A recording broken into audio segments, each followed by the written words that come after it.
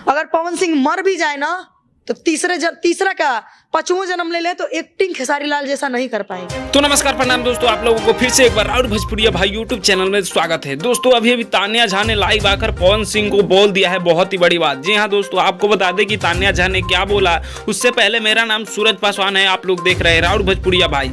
दोस्तों तान्या झा ने बताया कि पवन सिंह मर भी जाएंगे और 5वां जन्म लेंगे फिर भी खेसारी लाल यादव जी जैसा एक्टिंग नहीं कर पाएंगे। तो दोस्तों खेसारी लाल यादव जी जैसा एक्टिंग कोई करता है या नहीं करता है, आप लोग नीचे कमेंट बॉक्स में जरूर बताइएगा।